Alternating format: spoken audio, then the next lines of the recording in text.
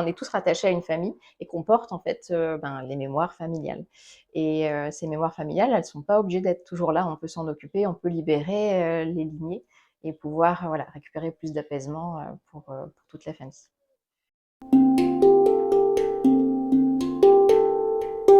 Bienvenue sur le podcast Merveilleuse. Ici, on vous propose un regard différent. Notre souhait, Vous aider à embellir la relation avec votre enfant. est construire une toute nouvelle relation avec vous-même. Qui sommes-nous ? Céline, thérapeute, Émilie, enseignante. toutes les deux animées par cette volonté de vous accompagner sur ce chemin. Bonne écoute. Bonjour Céline, on se retrouve aujourd'hui pour faire la deuxième partie du podcast qu'on a commencé la semaine dernière pour faire un petit partage du sujet de la conférence qu'on a tenue le 3 juin à Saint-Lys. Dans la première partie, on a évoqué donc les, problèmes de comportement, que peut avoir un enfant, un adolescent. On a expliqué qu'est-ce qui expliquait en tout cas ces problèmes de comportement.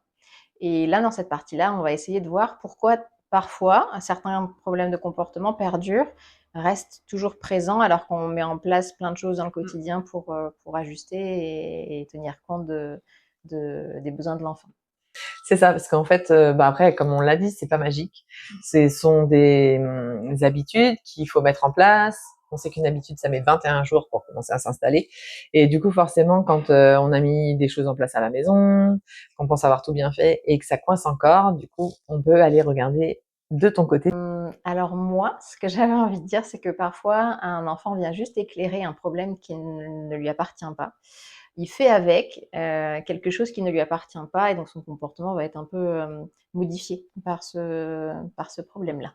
Est-ce que du coup, tu pourrais être un peu plus précise? Je vais donner un exemple. Je vais donner l'exemple du siphon. Quand, ton eau ne s'écoule pas, c'est pas l'eau qui a un problème, c'est ce qui est, dans ton siphon, c'est tout ce qui bouche. Et bien là, c'est pareil. En fait, il y a un problème familial, et l'enfant, il vient juste éclairer ce problème-là par son comportement. Donc l'idée, c'est d'aller voir qu'est-ce qui coince. Est-ce que tu peux nous expliquer concrètement du coup ce que c'est?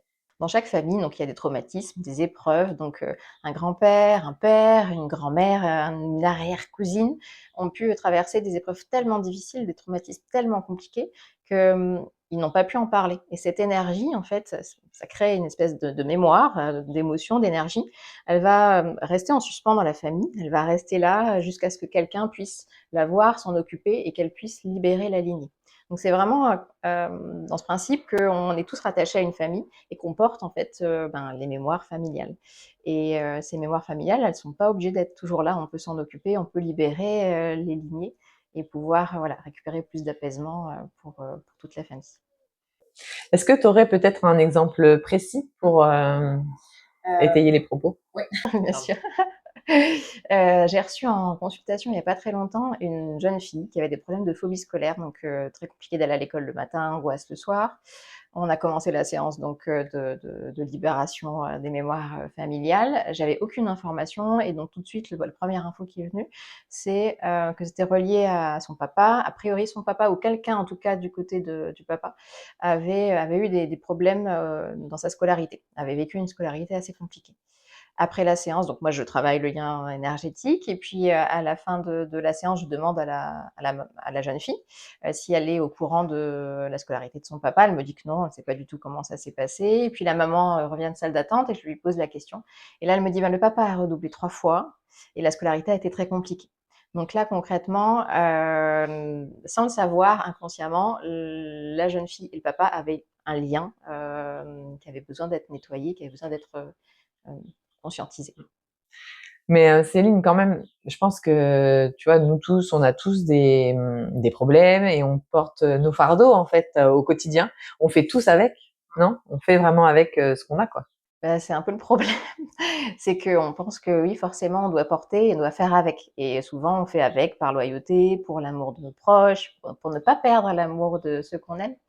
Mais il y a une autre façon de faire. On n'est pas obligé d'avancer avec, toutes les mémoires familiales dans le dos, à porter notre gros sac.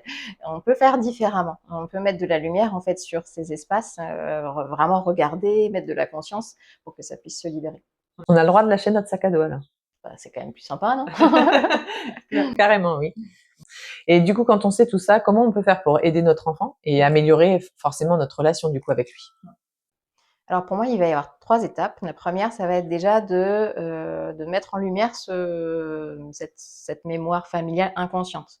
Donc la première étape, ça va être de passer de l'inconscient au conscient, si tu veux.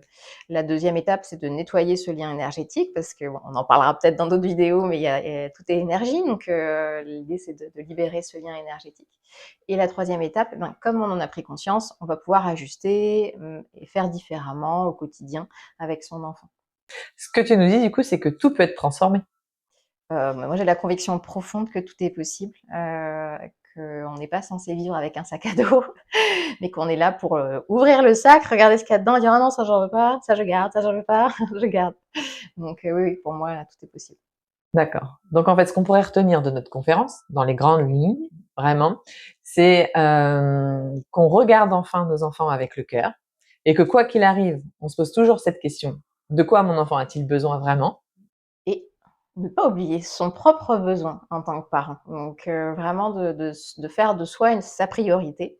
On peut pas prioriser les autres, on doit d'abord s'occuper de soi, donc vraiment satisfaire ses besoins, aller voir ce qui se passe, essayer de comprendre de quoi on a besoin, et se faire ce cadeau, de s'occuper de soi pour pouvoir après s'occuper, des autres et notamment de ses enfants.